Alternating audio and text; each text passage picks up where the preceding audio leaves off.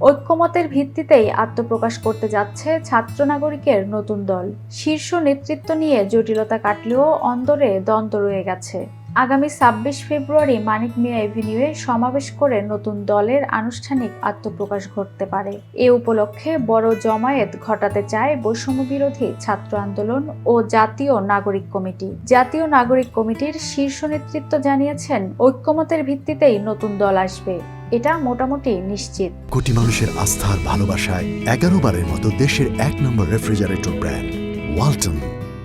এজন্য আন্দোলনের সব পক্ষের সঙ্গে সমঝোতার চেষ্টা চালানো হচ্ছে। পদপদবি নিয়ে ইতিমধ্যেই সমঝোতা হয়েছে বলে নির্ভরযোগ্য সূত্র জানিয়েছে। নতুন দলের কমিটির কাঠামোয় শীর্ষ ৪টি পদ: আহ্বায়ক, সদস্য সচিব, মুখ্য সংগঠক ও মুখপাত্র।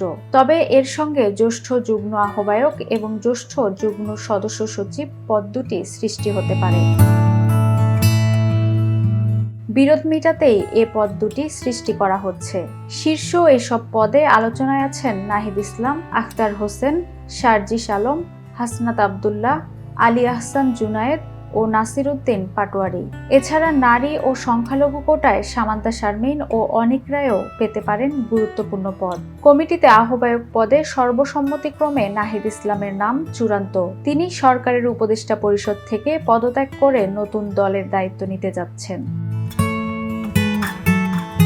তার ব্যাপারে ঐক্যমত থাকলেও সদস্য সচিব পদে ৩ ভাগে বিভক্ত হয়ে পড়ে ছাত্র আন্দোলনের নেতারা। ৩টি ধারা হলো: নাগরিক কমিটির সদস্য সচিব আখতার হোসেন অনুসারী, ঢাকা বিশ্ববিদ্যালয় শাখা শিবিরের সাবেক সভাপতি আলী আহসান জুনায়েদ অনুসারী, আর নাগরিক কমিটির আহ্বায়ক নাসির উদ্দিন পাটোয়ারি অনুসারী। ৩ পক্ষই নিজ নিজ নেতাকে সদস্য সচিবের মতো গুরুত্বপূর্ণ পদে বসাতে চাইলে বিরোধ সৃষ্টি হয় নাগরিক কমিটি ও বৈষম্য বিরোধী ছাত্র আন্দোলনের অন্দরে।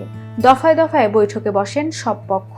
ঐক্য যখন ফাটলের সুর, তখন নতুন করে সমঝোতা হয়েছে ছাত্র আন্দোলনের নেতাদের মধ্যে। ওদিকে নতুন দলের বেশ কয়েকটি নাম নিয়ে পর্যালোচনা করছেন নেতারা।